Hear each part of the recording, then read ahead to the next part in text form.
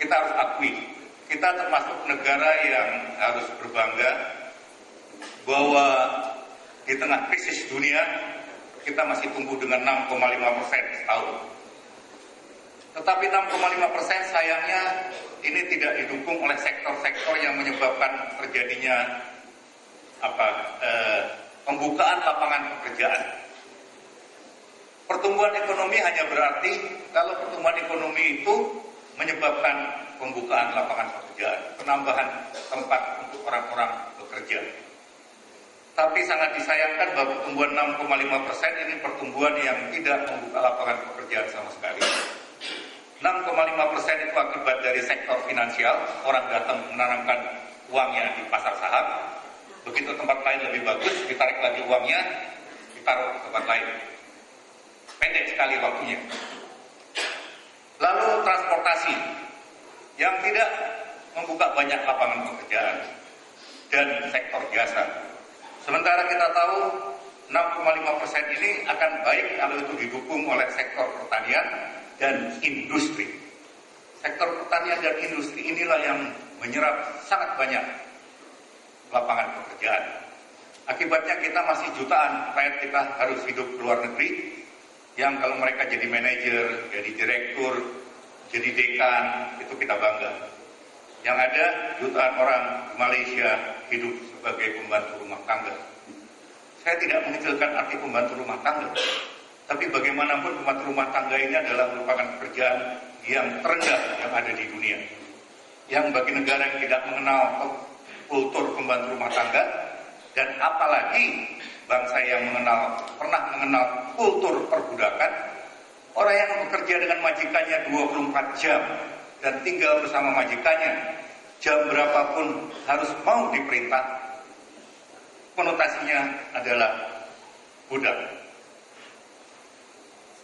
Dan ini sekarang sudah menyangkut kehormatan bangsa.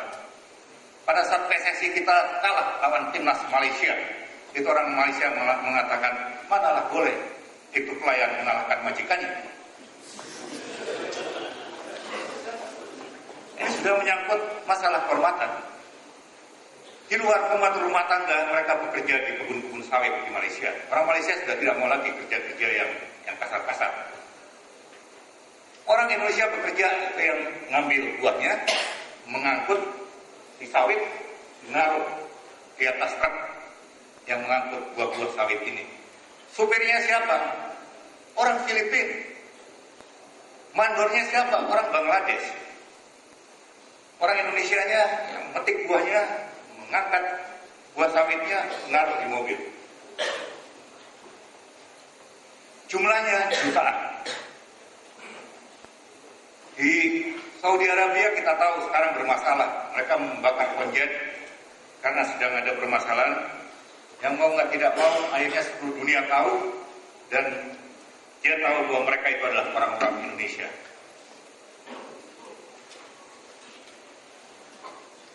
Maka lanjut. Sekarang apa sih sebetulnya tugas pemerintah menurut Undang-Undang Dasar? Itu dirumuskan di dalam pembukaan alinea keempat yang berbunyi,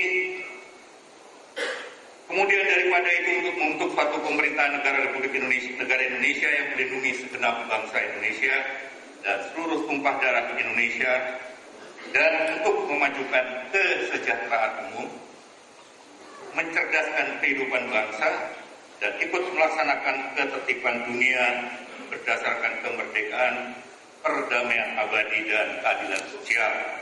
Jadi intinya, setiap pemerintah yang berkuasa di negara kita ini punya tugas yang dirumuskan di dalam pembukaan Undang-Undang Dasar tersebut. Lanjut. Sekarang bagaimana membangun Indonesia ke depan? Hampir setiap aspek kehidupan kita memerlukan penyempurnaan. Ini untuk melengkapi gerakan reformasi yang sudah berjalan 15 tahun, yang orang berharap dengan reformasi kehidupannya akan menjadi lebih baik. Dalam banyak hal kita terjadi kemerosotan. Walaupun di sisi lain kita mesti mengakui sekarang kita berada di suatu alam demokrasi, walaupun demokrasinya lebih kepada demokrasi dibandingkan dengan demokrasi sebenarnya. Nanti saya ceritakan mengapa saya mengatakan demokrasi kita masih lebih bersifat demokrasi. Di bidang ideologi, kita sekarang sudah melupakan Pancasila. Padahal kita tahu Pancasila itu digali dari jati diri bangsa oleh Bung Karno. Yang Bung Karno ini paham betul negara kita ini lahir dengan suatu keragaman. Dan keragaman kita itu keragaman yang rawan. Amerika itu bukan hanya terdiri dari suku bangsa. Mereka suatu bangsa yang terdiri dari berbagai macam bangsa. Tetapi keuntungannya adalah di negara bagian itu bukan hanya orang Belanda saja. Sementara katakanlah di Alabama, kemudian kalau kita bicara di Texas, itu hanya orang dari Spanyol saja. Enggak. Di setiap negara bagian itu penduduknya terdiri dari beragam bangsa yang kemudian dia datang ke Amerika menjadi warga negara Amerika. Ada orang Irlandia, ada orang Belanda, ada orang Inggris, ada orang Jerman, dan sebagainya. Di tiap negara bagian. Sekarang bagaimana dengan kita? Madura dengan Maduranya, dengan kulturnya, dengan agamanya di Pulau Madura. Orang Batak di Tapanuli sana dengan kultur, dengan agamanya ya di Tapanuli sana. Orang Papua dengan kultur, dengan agama di Papua sana. Begitu. Orang Sunda ya dengan bahasanya, dengan kulturnya, dengan agamanya ya di Jawa Barat sini. Maka fragmentasi itu jadi lebih mudah. Bahasa Jawanya lebih ringkih, bahasa Sundanya lebih ringkih, lebih mudah terpecah. Apalagi terlebih sekarang dengan kita memasuki era baru dengan otonomi daerah. Begitu ada daerah yang merasa tidak mendapat perhatian cukup, dengan enteng dia mengatakan, pokoknya kalau kami tidak diberikan perhatian cukup, ya kita lepas sebagai negara sendiri. Karena tadi Indonesia beragam yang kalau tidak punya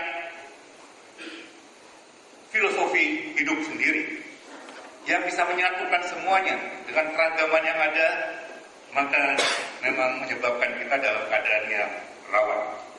Karena itu mau tidak mau kita harus kembali, walaupun ada kesalahan di masa Orde Baru yang menjadikan Pancasila disakralkan, lalu dijadikan alat, mana yang anti Pancasila dianggap anti pemerintah, dianggap anti Pancasila, mana yang dekat dengan pemerintah walaupun dia tidak Pancasilais dinyatakan sebagai orang Pancasilais. Akibatnya begitu Orde Baru tersingkirkan, Pancasila ikut tersingkirkan. Tapi apapun itu sebagai ideologi negara, Pancasila adalah ideologi yang paling tepat dengan keragaman yang kita miliki. Oleh karenanya kita perlu melakukan revitalisasi kembali Pancasila. Terima kasih. Lanjut. Di bidang politik. Di bidang politik, sekarang kita masuk pada suatu era namanya demokrasi. Tapi demokrasinya yang ada bukan lagi bukan demokrasi yang dimaksudkan, yang belum masuk kepada substansi demokrasi yang lebih untuk kesejahteraan rakyat, tapi demokrasi yang tadi, yang lebih diterjemahkan sebagai suatu kebebasan. Yang kemudian orang berbuat apapun sebebas-bebasnya, karena katanya negara ini demokrasi. Saya ingin mengatakan bahwa benar negara ini negara demokrasi. Bahwa demokrasi ciri khasnya adalah kebebasan, benar adanya. Tapi kebebasan yang memang ada batasnya. Karena nggak mungkin ada kebebasan yang tidak ada batasnya. Kita di rumah sekalipun, itu rumah sendiri. Anak-anak kita sendiri, istri-istri kita sendiri, rumah-rumah kita sendiri. Nggak bisa tiba-tiba kita mengatakan, saya mau mandi di atas tempat tidur lah. Sama anak kita, kira ini bapak orang gila dibawa ke rumah sakit jiwa kita malah. Lantas kita bilang, ini kan rumah-rumah kita kan bebas dong. Saya mau tidur di meja makan. Begitu. Nggak bisa. Jadi, apa sebenarnya kebebasan di suatu negara demokrasi itu? Kebebasan yang berada di di koridor hukum, aturan. Di rumah walaupun tidak tertulis aturannya, tetapi itulah aturan. Kalau mandi ya di kamar mandi, kalau makan ya di meja makan, kalau tidur ya di tempat tidur. Pagi harus bangun jam segini, setelah itu sholat, setelah itu makan, sarapan, berangkat sekolah, berangkat kerja, pulang tidak lebih dari jam sekian kalau memang tidak ada sesuatu yang harus dikerjakan di luar. Jangan karena itu rasa kebebasan, mau anak nunggu, istri nunggu, gue masih anak-anak mau minum-minum di bar, maka pulanglah jam 2 malam. Ya pulang kan tinggal dipentung sama istri begitu. Jadi kebebasan yang berada di koridor hukum. Selama dia berada di koridor hukum silahkan berbuat apapun. Tapi begitu keluar dari koridor hukum, maka sanksi harus ditegakkan. Hukum harus dijalankan. Kalau itu yang berlaku, maka kebebasan tadi di alam demokrasi jadi suatu demokrasi yang sehat. Karena di samping kebebasan, demokrasi yang terpenting adalah setiap orang berhak untuk memperjuangkan haknya. Tapi dalam memperjuangkan haknya, dia juga harus menghormati hak orang lain. Saya karena Al-Quran mengatakan tidak dilarang melihara anjing kecuali agama, tapi negara tidak melarang setiap orang punya anjing. Lantas saya beli anjing karena saya punya hak di anjing. Anjingnya anjing yang paling galak lagi. Lalu saya biarkan anjing itu berkeliaran di rumah, luar rumah. Akibatnya orang takut untuk melintasi depan rumah. Maka saya tidak melaksanakan demokrasi. Seharusnya pada saat saya meminta hak saya untuk memelihara anjing, saya harus juga menjalankan, saya harus menghormati hak orang lain. Anjingnya saya kasih praktek atau saya masukkan kandang. Agar dengan demikian dia tidak mengambil hak orang untuk merasa aman lewat di depan rumah saya yang jalan itu jalan umum. Begitu.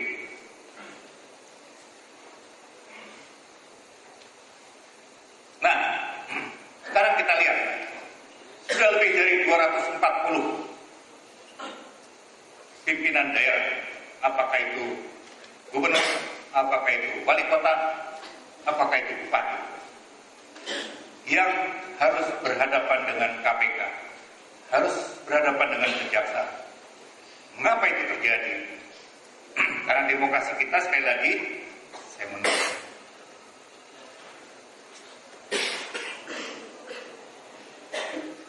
Karena demokrasi kita ini masih demokrasi formalitas. Pemilihan langsung, memilih gubernur langsung, memilih bupati langsung. Lalu orang berlumba-lumba ingin terpilih, karena begitu terpilih, maka dia punya, ya aceng lah, contohnya begitu. Merasa dihormati, merasa diagung-agungkan, ada yang tinggal pilih. Mana yang muda, mana yang cantik, nanti besok kamu ke rumah, iming-imingin duit, mau kawin apa enggak. Begitu. Ini gilanya si Aceng ini. Terpaksa saya mohon maaf. Itu cewek dia ke barat. Begitu lalu dikawin, dia bilang, kamu udah dipakai orang kayaknya. Waktu dia kemudian diperiksa, dia mengatakan, loh apa salah saya? Kan sama dengan beli baju. Saya kan nggak mau beli baju yang udah sobek. Nah saya beli baju, begitu baju saya pakai, loh udah sobek, ya saya kembaliin.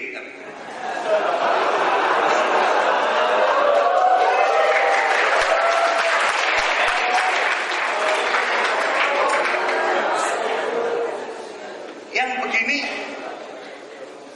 masih terbayang nggak oleh kita bahwa ada pejabat publik yang dipilih oleh publik, lalu dia dengan enak rakyatnya sendiri dijadikan dia sebagai barang. Saya udah bayar ke orang tuanya, harapan saya barangnya bagus dong, nggak ada yang sobek dong. Saya pakai kok sobek, ya udah.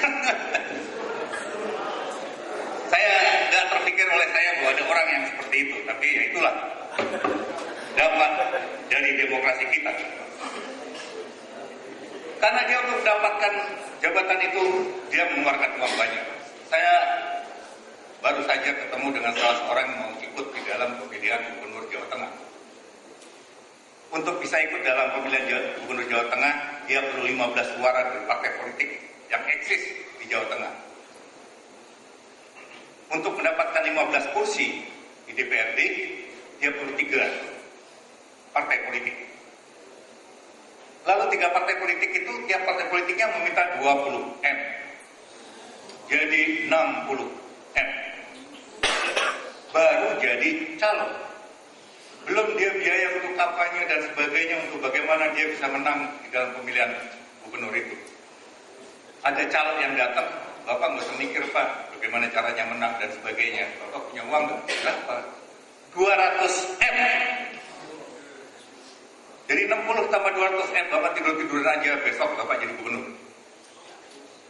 Karena dia gunakan dia untuk memberi suara rakyat ini.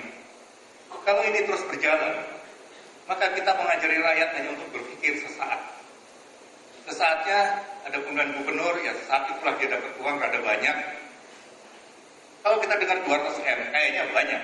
Tapi begitu dibagi kepada rakyat yang punya suara, yang terima perorangannya juga nggak banyak. Tapi rakyatnya berpikir, daripada nggak dapat duit, kayak saya dapat duit lah sekarang.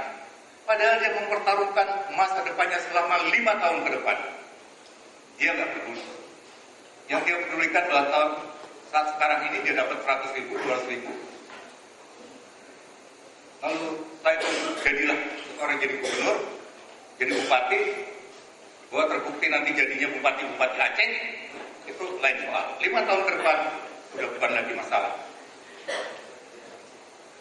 Sementara ini, karena orang baik-baik tidak banyak yang mau bergabung ke partai politik, karena mereka melihat partai politik itu sesuatu yang kotor.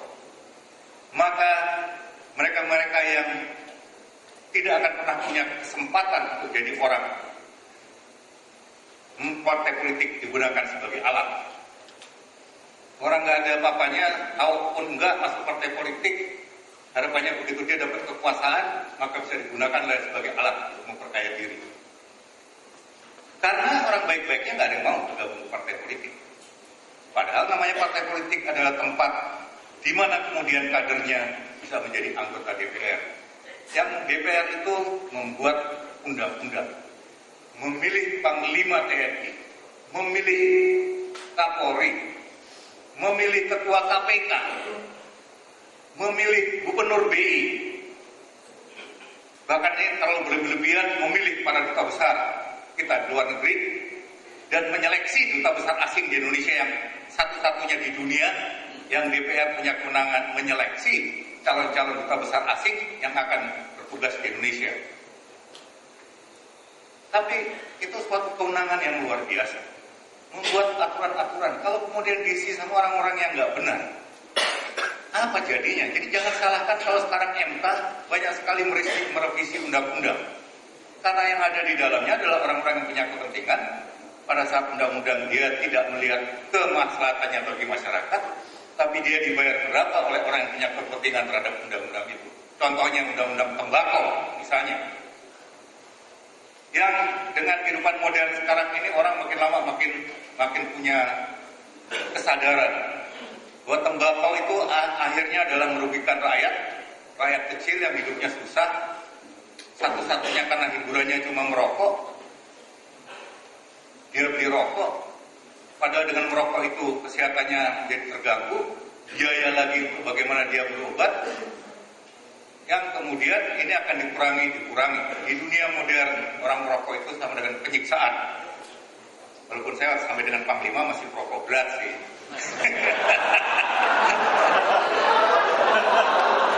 Tapi kan walaupun terlambat akhirnya sadar juga gitu.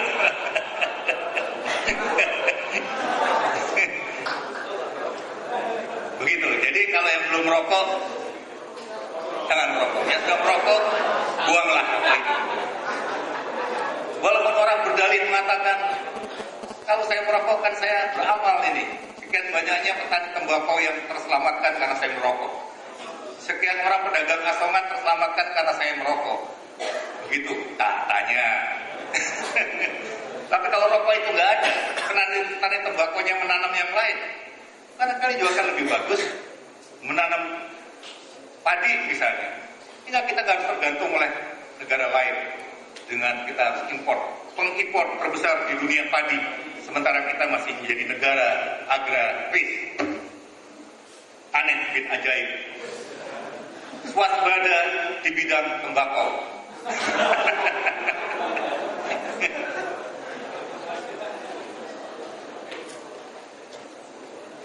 Oke, kemudian akibat dari itu partisipasi masyarakat makin lama makin berkurang di dalam pemiluan pilkada.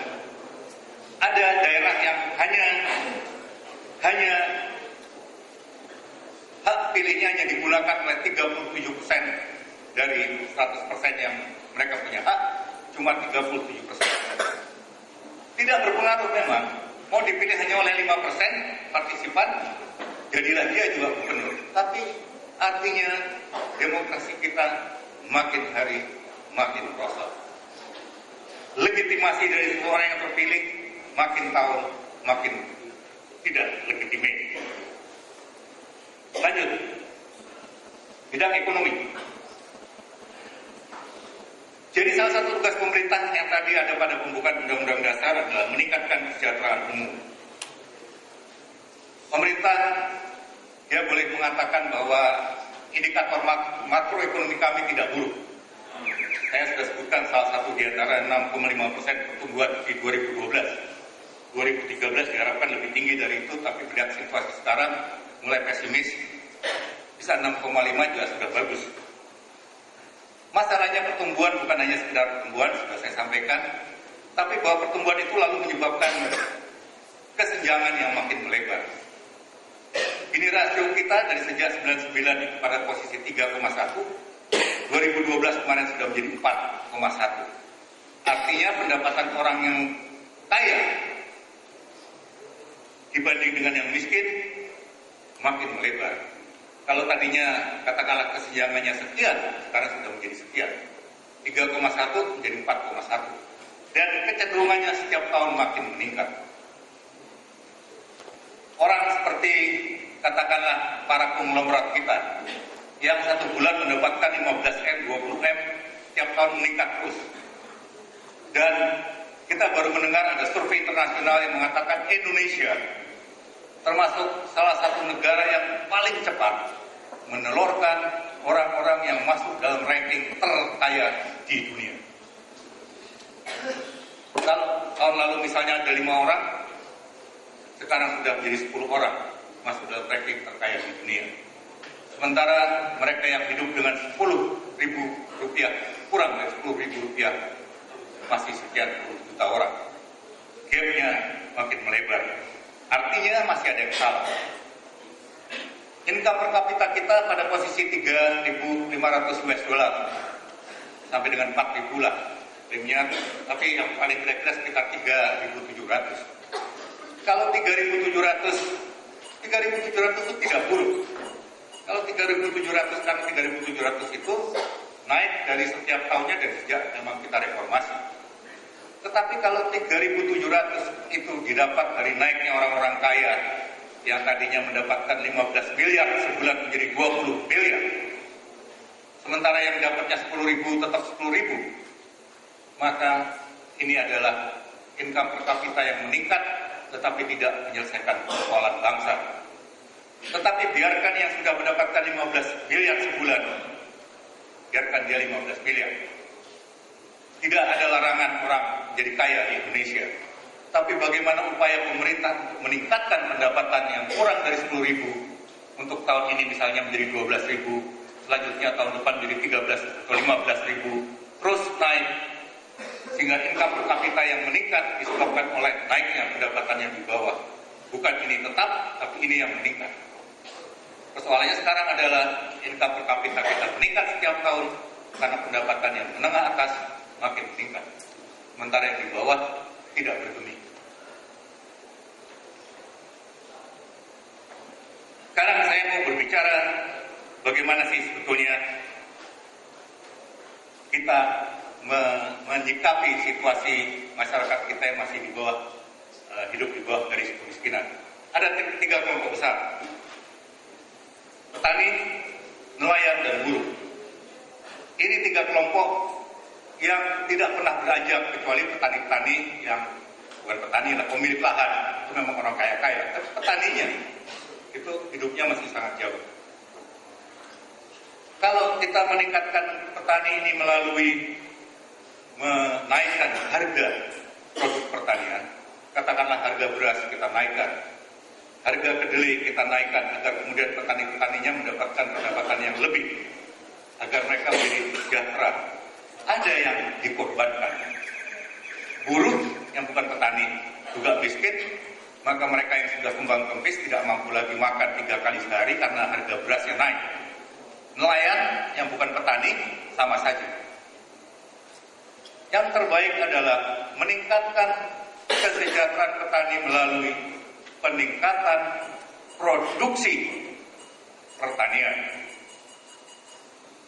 Masyarakat petani itu diberikan intensifikasi, pupuk, irigasi, dan sebagainya, agar kemudian produksinya, kalau sebelum diintensifikasi 1 hektar katakanlah menghasilkan 5 ton, dibikin 1 hektar menjadi 10 ton. Harga berasnya tidak naik, tetap uang yang selama ini untuk mensejahterakan petani di negara lain, petaninya Myanmar, petaninya Vietnam, petaninya ini, mengapa ini tidak kita gunakan meningkatkan kesejahteraan dari petani kita sendiri yang masih hidup miskin? Intensifikasi, jumlah produksinya kita tingkatkan, harganya tidak kita naikkan. Petaninya, sejahteranya meningkat tanpa menyebabkan korban dari kelompok rakyat lain. Kalau intensifikasi ini sudah tidak bisa lagi mampu dilakukan, ekstensifikasi, rakyat yang tadinya cuma mengelola kurang dari 1 hektar sehingga pendapatannya tidak cukup untuk 1 keluarga, diberikan lahan tambahan yang zamannya Pak Harto saja masih punya rencana membuka lahan pertanian sebesar 1 juta hektar. Tapi karena kemudian ya dikorupsi dan sebagainya, tempatnya tidak tepat, maka itu tidak terlaksana. Sekarang dengan ekonomi yang diklaim lebih baik, mengapa kita tidak berani mengatakan saya buka lahan 5 juta hektar atau 10 juta hektar, agar lalu rakyat-rakyat kita yang ada di Malaysia sana, rakyat kita yang ada di Saudi Arabia, yang ada di Hong Kong, ada di mana-mana, yang rata-rata mereka itu petani, bisa kembali bekerja di pertanian. Uang yang kita gunakan untuk mengimpor pertanian, beras setiap tahunnya dalam jumlah yang sangat besar, mengapa itu tidak kemudian dinikmati oleh para petani? Harga beras jangan dinaikkan, agar lalu nelayan, buruh, pedagang asongan, pedagang informal, mereka bisa hidup secara wajar. Sekarang bagaimana dengan buruh? Selama ini kita bangga mengatakan bahwa investor, mari berbondong-bondong menanamkan investasi Anda, modal Anda di Indonesia. Kenapa? Mereka bilang harus ke Indonesia. Buruh kami buruh murah. Ini menjadi barang dagangan kita. Akibatnya datang investor datang, membuka pabrik di sini, membayar buruh dengan harga yang murah. Kemudian kita bangga mengatakan kita mampu membuka lapangan pekerjaan karena ada investor masuk, padahal mereka yang diterima di pabrik-pabriknya orang asing ini, mereka yang dibayar secara murah yang tidak cukup untuk hidup. Walaupun dalam catatan formal mereka itu bekerja, realitanya mereka bekerja, tapi pendapatannya, upahnya tidak cukup untuk hidup. Maka jangan heran kalau buruh-buruh lalu demonstrasi setiap saat. Bagaimana caranya mengatasi hal seperti ini? Pemerintah punya kewajiban untuk meningkatkan skill dari para buruh, agar kemudian produktivitas buruh ini naik. Yang kita jual kepada investor bukan lagi buruh murah. Yang kita bilang barangkali kos biaya untuk buruh kita di Indonesia lebih mahal dibandingkan yang di Vietnam, dibandingkan dengan yang di China, dibandingkan dengan yang di Myanmar.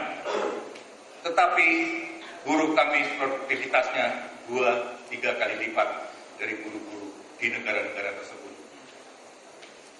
Jadi dengan hanya Anda membayar 2 kali lipat dari upah yang diterima oleh buruh Thailand misalnya, tetapi Anda mendapatkan produksi yang 3 kali lipat dibandingkan buruh yang di Thailand. Maka kalau orang sudah bekerja, maka dia benar-benar bekerja, karena pendapatan yang dia terimanya mencukupi untuk dia bisa hidup secara wajar. Iklim usaha menjadi lebih baik, karena buruhnya tidak pernah demonstrasi, tidak pernah mogok. Sekarang walaupun dikatakan buruhnya murah, salah satu daya tarik, tapi kalau lalu buruhnya demonstrasi setiap hari, mogok sebulan sekali 1 hari mogok, itu pabrik rugi sekian miliar. Maka orang tidak lagi mau menanam investasi di negara kita. Padahal kita masih memerlukan agar kemudian lapangan pekerjaan ini terbuka sebesar-besarnya, karena pemerintah kita dengan anggaran terbatas belum mampu membuka lapangan kerja dengan bagus. Jadi kita masih memerlukan investasi dari luar, menjadikan negara kita negara industri. Sisi lain juga membuka lapangan pekerjaan.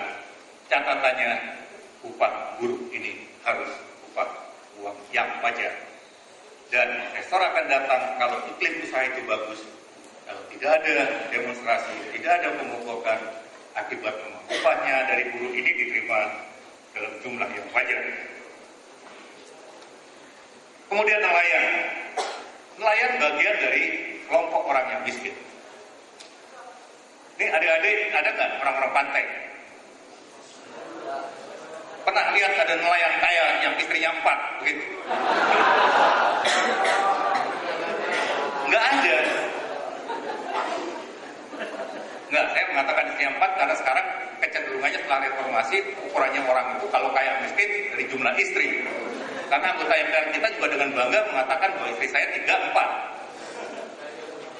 Anggota DPR kita dengan penuh kebanggaan dia mengatakan, apa yang salah dengan saya? Uang bukan uang korupsi, uang halal yang saya dapatkan. Kalau kemudian kalau saya kawin lagi, mengapa? Nggak ada aturan yang melarang saya untuk kawin lagi. Ini orang yang begini wakilnya kita semua.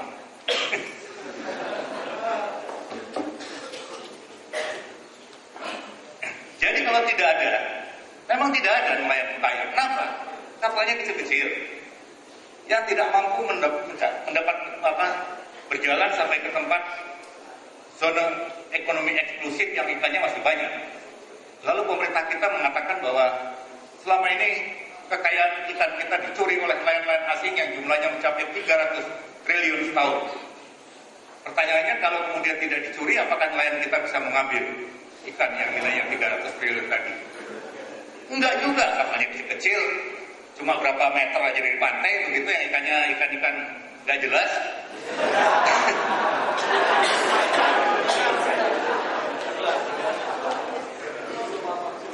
Kenapa kita tidak buat aturan yang mengatakan kemudian setiap nelayan asing yang kedapatan mencuri ikan di wilayah kita, kapalnya disita. Kapalnya orang Thailand, nelayan Thailand, nelayan Cina, nelayan Taiwan, nelayan negara-negara lain, sampai dengan datang ke kita, nggak mungkin pakai perahu-perahu yang gede-gede yang nelayan kita punya. Yang kena ombak sedikit, udah nggak jelas lagi gitu dah. Mau tenggelam apa nggak tenggelam gitu. Mereka kapal-kapal canggih. Maka buatlah aturan yang mengatakan kapal itu lalu langsung disita. Nggak usah nunggu pengadilan kita tahu pengadilan kita berjalan. Kalau bisa 2 tahun selesai, sudah bersyukur. Sama dengan PSSI kita, kalau belum kalah 12 tahun, masih bersyukur.